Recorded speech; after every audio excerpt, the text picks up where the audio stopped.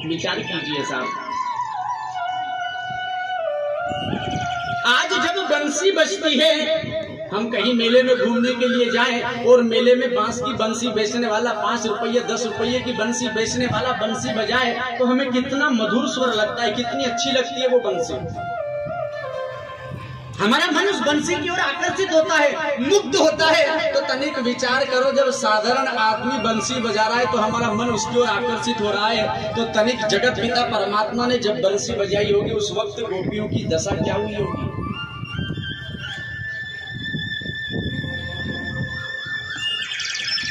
पहले भी गोपियां बंसी को ताने मारती थी, गालियां देती थी कि ए बेरन बंसी तू बजा मत कर, तू बजती है ना तो हम घर में काम नहीं कर सकते, तू बजने लगती है ना तो हमारा मन तेरी ओर आकर्षित होता है और घर में काम करने का मन नहीं करता, इसलिए तू मत बजा कर। और ए बंसी,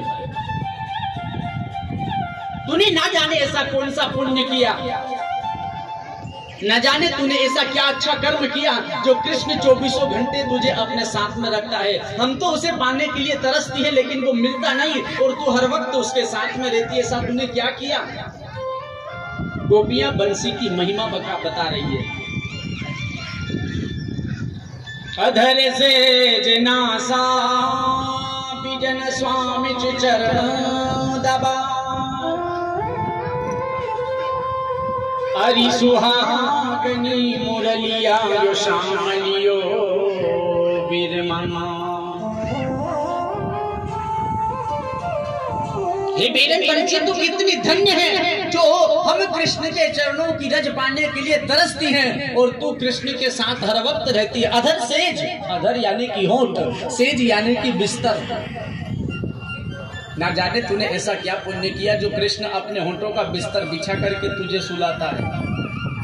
बंसी बजाने के लिए होंठों की जरूरत पड़ती है, होंठ पर रख करके बंसी को बजाया जाता है। तो गोपियां क्या उपमा दे रही है कि तूने ना जाने कौन सा पुण्य किया जो कृष्ण अपने होंठों का बिस्तर बिछा करके तुझे सुलाता है।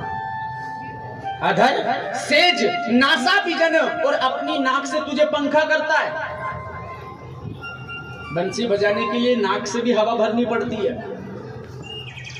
तो नासा बीजन नाक से पंखा कर रहा है और स्वामी चरण दबाए, और स्वयं जगत पिता परमात्मा तेरे चरण दबाता है।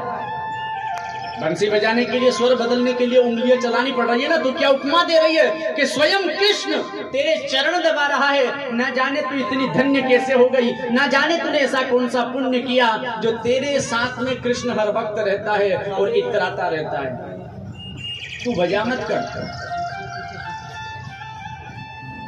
लेकिन आज वो बंसी जब बज रही है ना तो गोपियों को वो बंसी अच्छी लग रही है, क्योंकि आज कृष्ण गोपियों को उस बंसी पर बुला रहा है। सारी गोपियां कृष्ण की ओर चलने लगी है, कृष्ण को जाकर के घेर लिया है।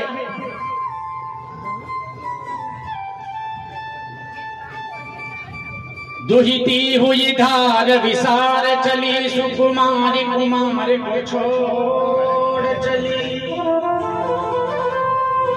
सहधर्मणि धर्म धरोहर को ग्रह कर्म का बंधन तोड़ चली।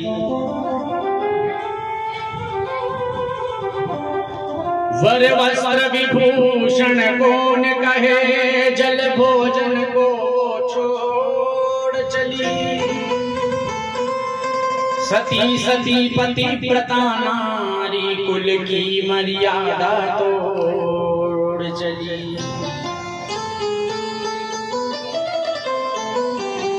बंसी जब बजने लगी ना तो कोई गोपी गौशाला में जाकर के दूध लगा रही थी। शाम का समय हो रहा है, दूध लगाने गौशाला गई है।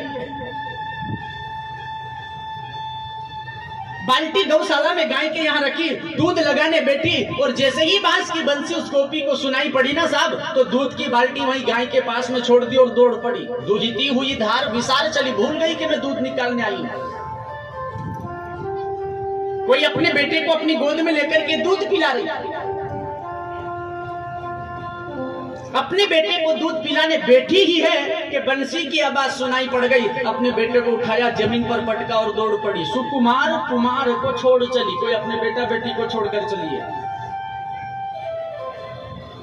साधर्म निधर्म धरोहर को कोई अपने पति की आज्ञा का पालन करते हुए पति की सेवा कर रही थी, पांव दबा रही थी। अब पांव दबाते दबाते जैसे ही कानों में बंसी की आवाज सुनाई पड़ी ना, अपने पति की सेवा पूर्ण जानी, पांव दबाते दबाते वो गोपी दौड़ पड़ी।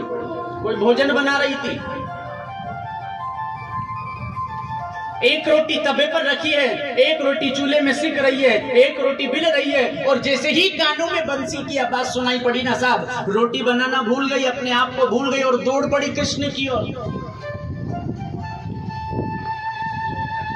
कोई जल भरने के लिए गई,